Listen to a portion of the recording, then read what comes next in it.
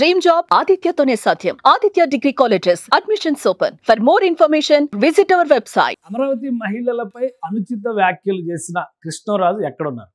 ఆయన అన్వేషించే పనిలో ఉన్నామని పోలీసులు చెప్తున్నారు. కానీ ఇంతవరకు 4 రోజులు గడుస్తున్నా కానీ ఆయనకు సంబంధించినటువంటి ఆనుపాలను తెలియలేదు. కొమ్మినేని శ్రీనివాసరావు అరెస్టు తర్వాత కోర్టు 14 రోజుల రిమాండ్ విధించింది.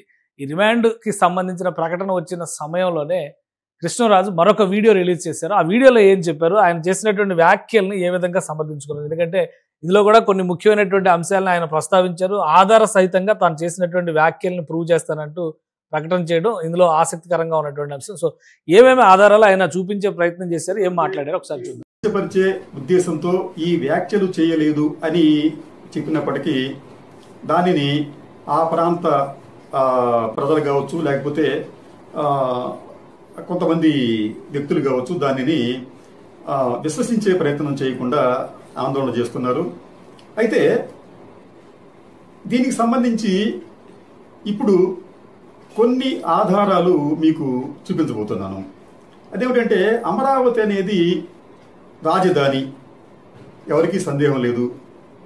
కానీ అమరావతి చుట్టుపక్కల ప్రాంతాలలో ఎయిడ్స్ వ్యాధిగ్రస్తులు అలాగే ఈ సెక్స్ వర్కర్లు ఎక్కువగా ఉన్నారు అనేది ప్రభుత్వానికి కూడా తెలుసు. అయితే అమరావతి చుట్టుపక్కల ప్రాంతాలతో పాటు ఆంధ్రప్రదేశ్లో కూడా సెక్స్ వర్కర్ల సంఖ్య దేశంలోనే అగ్రస్థానం లేదా 2వ స్థానంలో ఉంది. 2024 లెక్కల ప్రకారం 1,33,000 మంది సెక్స్ వర్కర్లు ఉన్నట్లుగా జాతీయ సంస్థలే ప్రకటించాయి. అయితే నేను అమరావతిని మనం పవిత్రంగా ఉంచుకోవాలి, దేవతల రాజధాని కాదు అది మనం అంటున్నాం కాబట్టి అక్కడ ఇటువంటి సామాజిక సమస్యలు ఉంటే వాటిని కూడా నిర్మూలించుకోవాలి అనే ఉద్దేశంతో చేసిన కామెంట్ అనేది అది దుమారంగా మారింది. దీనికి సంబంధించి ఇప్పుడు మీకు కొన్ని క్లిప్పింగ్స్ చూపిస్తాను. ఒకటి, ఇది వన్ ఇండియా అనే ఒక పత్రికలో వచ్చిన వార్తది. ఈ వార్త హెడ్డింగ్ ఏమిటంటే అమరావతి పంచాయతీరాజ్ గెస్ట్ హౌస్ లో వ్యభిచారం, బెజవాడ యువతల అరెస్ట్. ఇది ఆ పత్రిక ఇచ్చిన కథనం. ఆ తర్వాత ఇది చాలా ఇంపార్టెంట్ కథనం. ఇది ఈ ఎవిడెన్స్ ఏమిటంటే అమరావతి పేరుతో కొన్ని వెబ్సైట్స్ వెలిసి వాళ్ళు కాల్ గర్ల్స్ ని మీకు పంపిస్తాము అంటూ అనేక ప్రకటనలు వెబ్సైట్లో అంటే ఆన్లైన్ ద్వారా ఇస్తున్నారు. వీటి సారాంశం ఏంటంటే బుక్కే call girl in Amaravati and escort service 24/7 ఇట్లాగనమాట. అయితే అమరావతిలో ఇటువంటి అసాంఘిక కార్యకలాపాలు జరుగుతుంటే ప్రభుత్వానికి కానీ సంబంధిత అధికారులకు కానీ ఏమీ తెలియటం లేదా? అయితే ఈ అమరావతి అనేది ఎక్కడ అమరావతి? ఆంధ్రప్రదేశ్ అమరావతి లేదా మహారాష్ట్రలో అమరావతి లేదా ఇంకో రాష్ట్రంలో అమరావతి? ఇది ఆయన చేసినటువంటి కామెంట్స్ వరుసగా చూస్తే కనుక ఒక 3 ఆధారాల్ని చూపించారు. అందులో ఫస్ట్ ఐటమ్ ఏముంది అనేది చూద్దాం. ఎందుకంటే సీనియర్ మోస్ట్ జర్నలిస్ట్, ఆయనకు చాలా అవార్డులు కూడా వచ్చినాయని ఆయనే చెప్పుకున్నారు. ఇందులో ఆ అవార్డులకు సంబంధించి కూడా చాలా నిజాయితీతో నిబద్ధతతో అంశాలను ప్రచురించడం వల్లనే తనకు అవార్డులు వచ్చినాయి అనేటువంటి మాట కూడా కృష్ణరాజు గారు చెప్పుకున్నారు. సో అంటే అంత నిజాయితీ నిబద్ధత ఉన్నటువంటి వ్యక్తి కథనాలకి అడ్వర్టైజ్మెంట్లకి తేడా తెలియకుండా ఎలా మాట్లాడుతున్నారు అనేది ఆసక్తికరమైనటువంటి అంశంగా మనం చూడాల్సి ఉంటుంది. ఎందుకంటే జరిగినటువంటి ఇన్సిడెంట్ పైన రాష్ట్ర వ్యాప్తంగా చర్చ జరుగుతుంది. తెలుగు ప్రజలందరూ కూడా ఇంత మాట అన్నారేంటి అనేటువంటి విషయంలో ఆ కోణంలో చూస్తున్నారు. అది చాలా క్లియర్గా కనిపిస్తున్నటువంటి అంశం. కానీ ఏమాత్రం పశ్చాత్తాపం లేకుండా, తప్పుగా మాట్లాడాను అనేటువంటి ధోరణి కూడా లేకుండా, ఆల్రెడీ అమరావతి అలానే ఉంది అని ప్రూవ్ చేసేటువంటి ప్రయత్నం చేస్తున్నారంటే ఆయన వ్యక్తిత్వం, ఆయన మనస్తత్వాన్ని మనం అర్థం చేసుకోవచ్చు. ఇక్కడ ఆయన చూపించినటువంటి ఆధారం ఇది కొంచెం క్లియర్గా చూస్తే, ఈ ఆధారం ఇది పాస్ చేసి చూస్తే 2015లో వచ్చినటువంటి ఒక వార్తకి, ప్రత్యేకమైనటువంటి కథనానికి, ఒక ఇన్వెస్టిగేటివ్ రిపోర్ట్కి లేదా గవర్నమెంట్ ఇచ్చినటువంటి డేటాను ప్రజెంట్ చేసేటువంటి కథనానికి తేడా తెలియకుండా మాట్లాడుతున్నట్టుగా కృష్ణరాజు గారు వ్యాఖ్యలు ఉన్నాయి. మే 7, 2015 అప్పుడు వేసినటువంటి కథనం ఇది. అమరావతి పంచాయతీరాజ్ గెస్ట్ హౌస్లో వ్యభిచారం, బెజవాడ యువతుల అరెస్టు అని. దీన్ని అమరావతిలో వ్యభిచారం పెరిగిపోయింది, అమరావతి వ్యభిచారానికి కేంద్రంగా మారిపోయింది అని మాట్లాడడానికి ఆయన ఎథిక్స్ కానీ, ఆయన సంస్కారం కానీ, ఆయన అనుభవం కానీ ఏమైంది, గాలికి పోయిందా అనిపించేట్టుగా కనిపిస్తుంది. ఒక వార్తకి, ఒక కథనానికి తేడా తెలియకుండా ఆయన చూపిస్తున్నటువంటి ఆధారాలు. అసలు ఫస్ట్ పోలీసులకి జ్ఞానం ఉండాలి. ఎందుకంటే ఈ పాటికి అరెస్ట్ చేయాల్సినటువంటి వ్యక్తి ఆయన ఎక్కడున్నారో ఏంటనే తెలియకుండా ఆయన అడ్డగోలు వీడియోలు పెడుతుంటే జనం అందరూ కూడా చోద్యం చూసేటువంటి పరిస్థితి కల్పించినందుకు పోలీస్ వ్యవస్థని, ఆంధ్రప్రదేశ్లో హోమ్ మినిస్ట్రీ పనిచేస్తుందా లేదా అనేటువంటి డౌట్ అందరికీ వచ్చేట్టుగా కనిపిస్తుంది. ఇది ఒక కథనం 10 సంవత్సరాల క్రితం వచ్చినటువంటి ఒక కథనం కూడా కాదు, ఒక పేపర్ న్యూస్. అది ఓన్లీ వార్తా కథనం. అది ఫుల్ ఫ్లెడ్జ్డ్ స్టోరీ కాదు, అదేం స్పెషల్ స్టోరీ కాదు, అనలిటికల్ డేటా ఇచ్చినటువంటి కథనం కాదు. ఒక ఇన్సిడెంట్ జరిగింది, పంచాయతీరాజ్ గెస్ట్ హౌస్లో వ్యభిచారం అనేది. దాన్ని తీసుకొచ్చి ఆయన బట్టతలకి బోడిగుండికి ముడేస్తున్నట్టుగా ట్రై చేస్తున్నారు. ఆయన మాట్లాడింది టీవీ డిబేట్లో, ఆయన మాట్లాడినటువంటి అంశం టైమ్స్ ఆఫ్ ఇండియాలో వచ్చినటువంటి రిపోర్ట్ గురించి. టైమ్స్ ఆఫ్ ఇండియా రిపోర్ట్ కాకుండా ఇంకా మసిపూసి మారేడుకాయ చేసేటువంటి కథనాలు. ఈ కథనం తర్వాత ఇంకొకటి ఏంటంటే ఆయన చూపిస్తున్నది మరీ దారుణంగా అడ్వర్టైజ్మెంట్కి, న్యూస్ రిపోర్ట్కి తేడా తెలియకుండా మాట్లాడుతున్నట్టుంది. కొన్ని గాలి వెబ్సైట్లు వస్తూ ఉంటాయి అన్నమాట.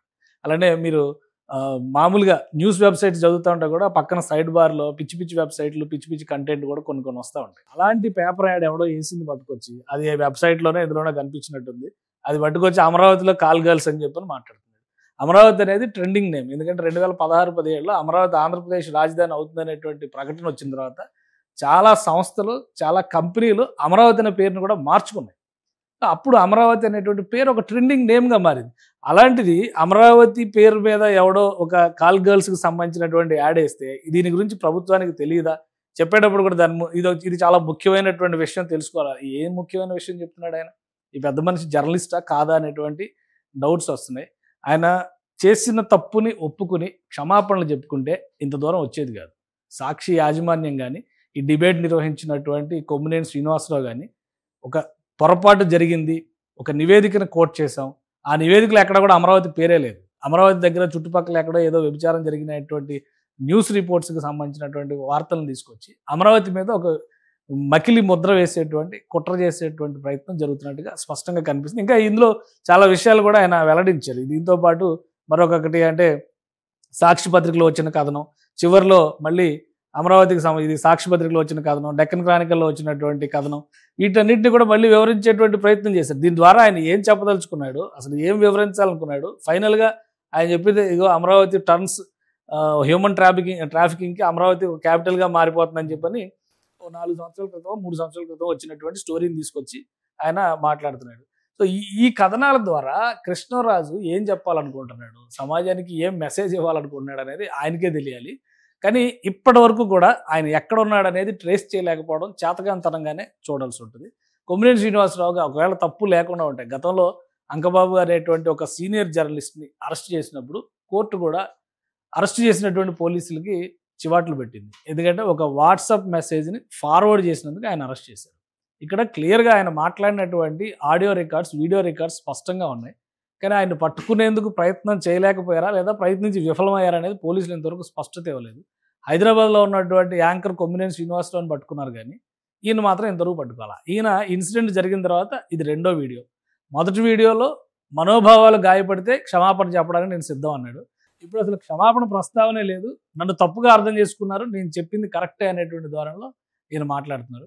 సో ఇంకా వదిలేస్తే ఇది తొండ ముదిరి ఊసర వెళ్ళయ్యేటువంటి వ్యవహారంలా కనిపిస్తుంది. Already national commission for women respond అయింది, సుమోటోగా ఈ కేసుని స్వీకరించింది. కోర్టు ఈరోజు విచారణ తర్వాత కొమ్మినేని శ్రీనివాసరావుకు 14 రోజులు రిమాండ్ విధించింది. ఆంధ్రప్రదేశ్ పోలీస్ యంత్రాంగం అలర్ట్ అవ్వాల్సినటువంటి సందర్భంగా కనిపిస్తుంది. కృష్ణరాజు ఎక్కడున్నారనేది ఇమీడియట్గా ట్రేస్ చేసి పట్టుకోవాల్సినటువంటి బాధ్యత వాళ్ళపైనే ఉంది. లేదంటే ప్రభుత్వం పైన మరింత ఎక్కువ నెగిటివిటీ ట్రోల్ అయ్యేటువంటి అవకాశం ఉంది. ఎందుకంటే ఈయన చేసినటువంటి వ్యాఖ్యలు ఎప్పుడెప్పుడే వార్తా కథనాలను తీసుకొచ్చి దాన్ని అమరావతికి ఆపాదించే ప్రయత్నం.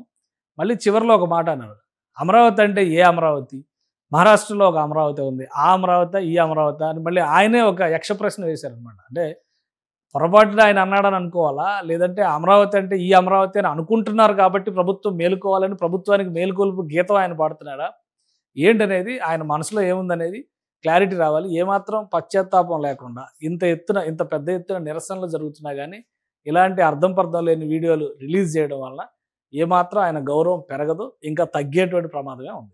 సుమన్ టీవీలో మీ పర్సనల్ అండ్ బిజినెస్ ప్రమోషన్స్ కోసం కింది నెంబర్కి కాంటాక్ట్ చేయండి.